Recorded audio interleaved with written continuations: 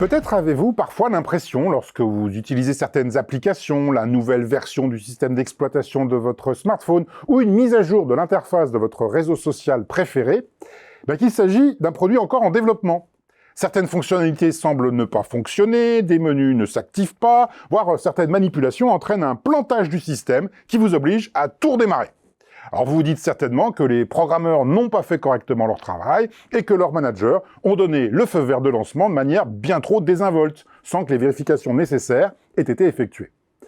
Or, cette pratique, qui consiste à lancer des produits inachevés, est souvent parfaitement délibérée. Elle a été conceptualisée par Reid Hoffman, un des fondateurs de LinkedIn, dont il a été le directeur général de 2003 à 2007, avant de devenir capital risqueur. Alors Reid Hoffman a ainsi élaboré la notion de version bêta permanente. Une version bêta, en informatique, correspond à la pré-version d'un logiciel qui n'est pas encore commercialisé.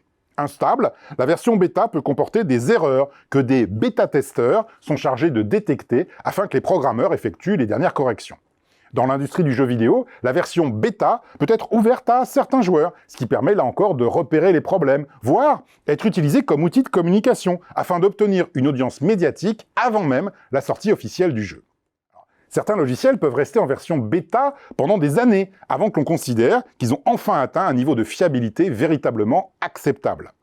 Gmail, bien qu'ayant été lancé en 2004, est ainsi resté en version bêta jusqu'en 2009, une fois que des millions d'utilisateurs ont contribué à l'optimiser. Google continue d'ailleurs à proposer une version bêta des futures évolutions de ses principales applications, dont son navigateur Chrome. Là encore, il s'agit d'inclure les utilisateurs volontaires dans la validation du produit. La notion de bêta permanente privilégie le flou, accepte l'incertain et officialise l'imparfait de manière à rester adaptable.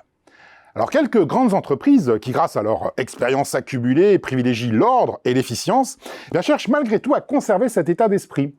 Dans chacun des rapports annuels d'Amazon, Jeff Bezos a souligné, quels que soient les succès déjà atteints, qu'Amazon en était toujours à son premier jour. De même, Bill Gates, quand il était directeur général de Microsoft, appliquait la même philosophie en rappelant fréquemment que Microsoft n'était toujours qu'à 18 mois de la faillite. Alors l'idée de Reid Hoffman consiste à pousser cette logique à son paroxysme. En s'inspirant d'une des devises des logiciels libres, lancez tôt, lancez souvent, il affirme notamment « Si je n'ai pas honte de la première version de mon produit, c'est que je l'ai lancé trop tard ».